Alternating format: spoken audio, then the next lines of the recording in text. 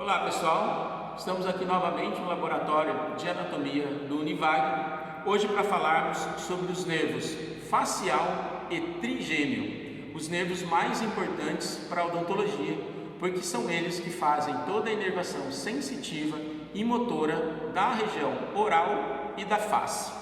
Primeiramente, vamos falar sobre o nervo trigêmeo, que é o quinto par craniano, que corresponde à inervação de mais de 70% da inervação sensitiva e motora da região oral e da cabeça. O nervo trigêmeo tem a sua origem encefálica na face lateral da ponte e ele vai, logo em seguida que ele se emerge na face lateral da ponte, existe uma dilatação que é o gânglio trigeminal, que está alojado numa depressão do osso temporal, chamado de cavo trigemial. Do gânglio trigemial partem os três ramos do trigêmeo, por isso que ele é chamado de trigêmeo, porque ele emite três ramos, que são o nervo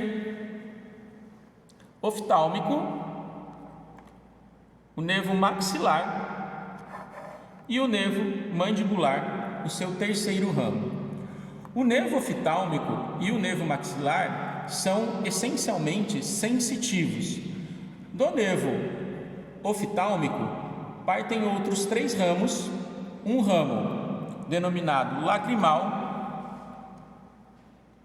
que se dirigem para a glândula lacrimal, um ramo frontal, que vai inervar essa região da testa, pele da testa, região frontal, e o ramo nasociliar, que vai mais para a região das pálpebras.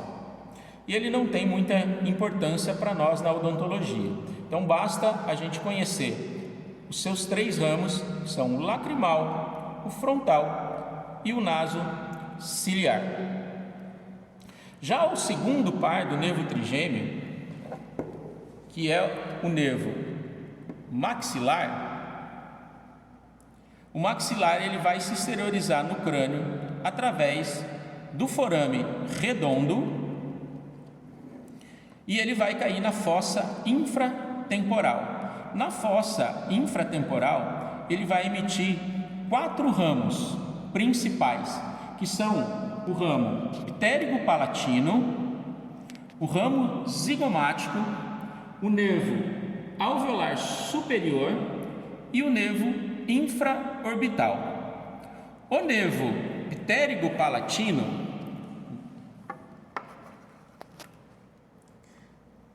ele tem um íntimo contato com o gânglio ptérigo-palatino, que está nessa região aqui da fossa ptérigo-palatina, mas ele não faz sinapse com esse gânglio, porque esse gânglio é um gânglio do nervo facial, mas apenas ele passa nessa região. Nessa região, ele vai emitir os seus ramos terminais, que são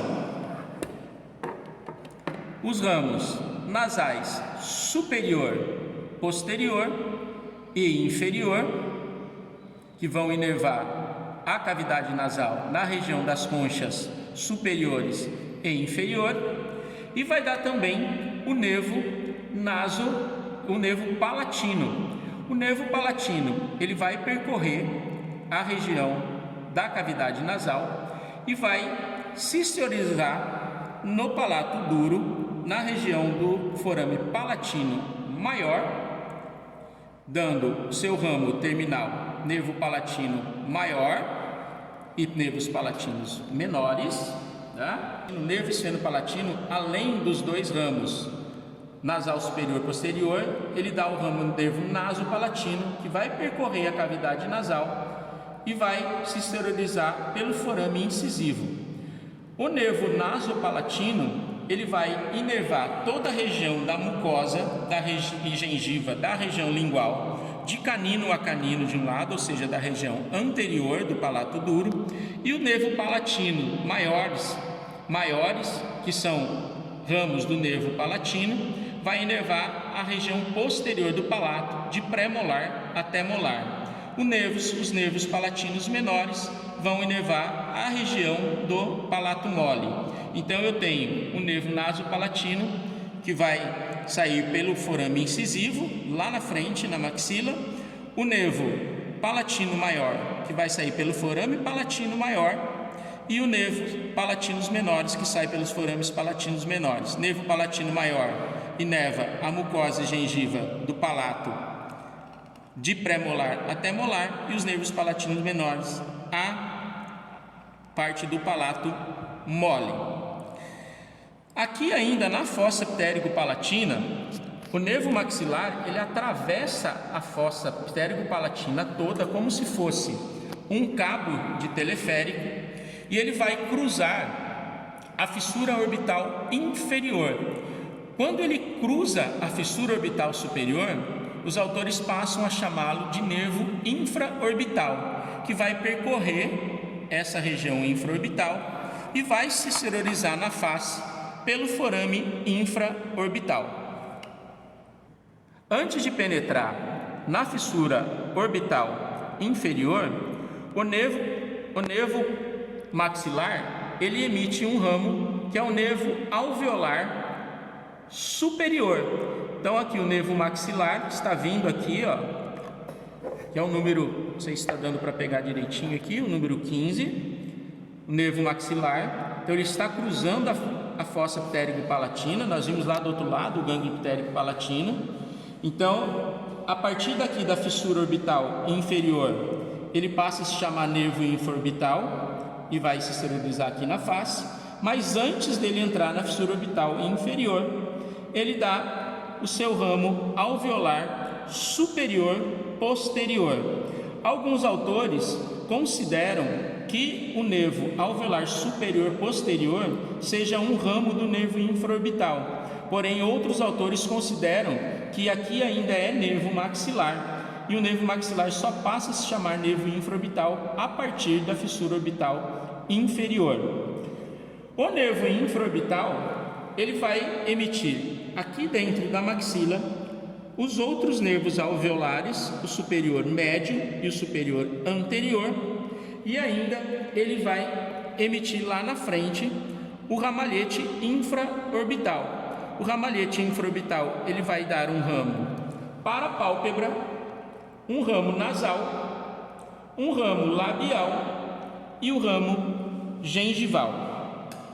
Quanto aos nervos alveolares superiores, médios e anterior, eles vão fazer a inervação do periodonto e dos dentes do arco superior da seguinte maneira: o nervo alveolar superior posterior ele inerva todos os molares, com exceção da raiz mesovestibular do primeiro molar superior.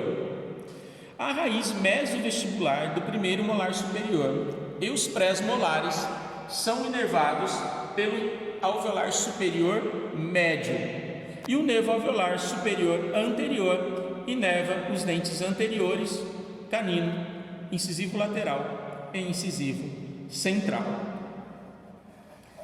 O terceiro ramo do trigêmeo é o nervo mandibular.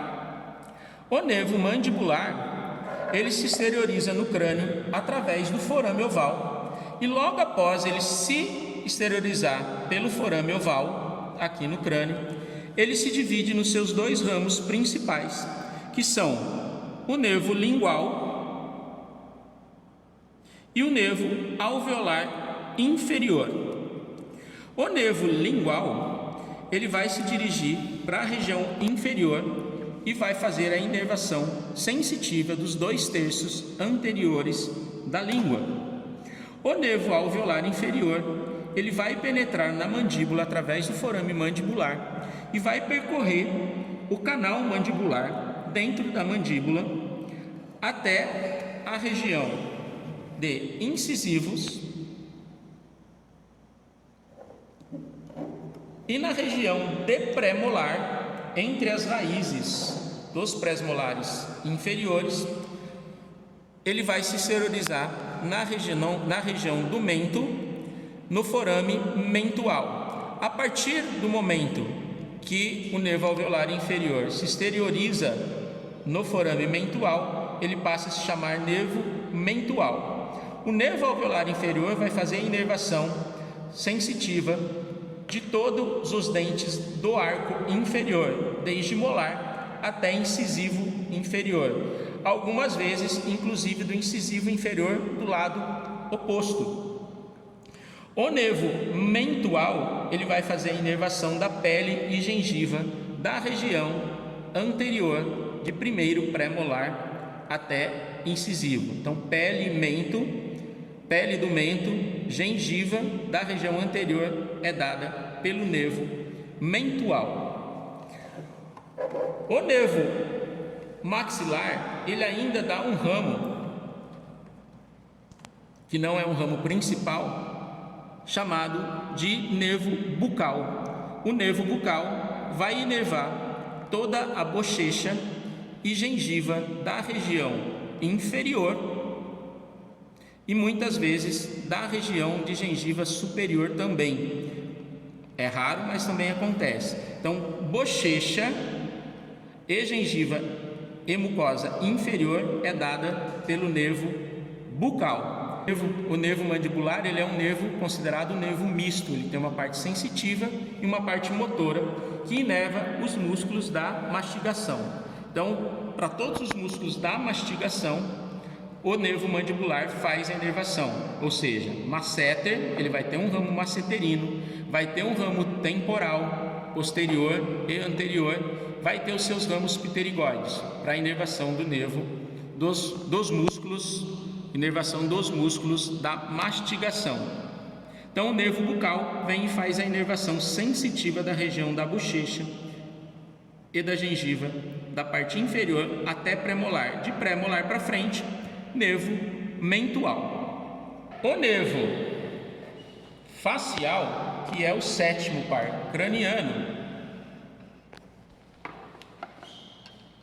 ele tem a sua origem encefálica no tronco encefálico, no sulco pontíneo inferior, e logo após ele ter essa origem no tronco encefálico, ele penetra o meato acústico interno e vai percorrer um pequeno caminho dentro da parte petrosa do osso temporal.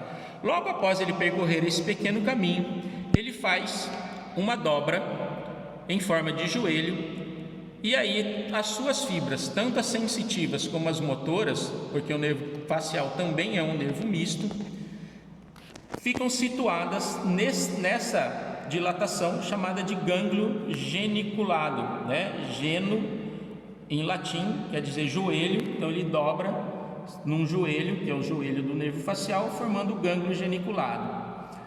O nervo facial, propriamente dito, ele é motor e vai fazer a inervação de todos os músculos da região facial, os músculos da expressão facial.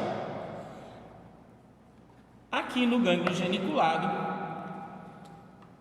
vai haver o recebimento dos dois ramos principais do nervo facial, que são o nervo corda do tímpano e o nervo petroso maior.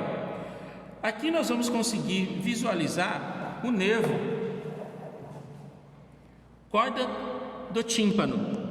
O nervo corda do tímpano, que vem lá do facial, é um ramo sensitivo do facial, ele vai unir as suas fibras com as fibras do nervo lingual. Vejam que aqui eles se unem, e a partir da união com o nervo lingual vai distribuir as suas fibras para a região da língua, para os 2/3 anteriores. Então, nos 2/3 anteriores da língua, nós temos a inervação sensitiva pelo nervo lingual e a inervação sensorial ou gustativa pelo nervo corda do tímpano.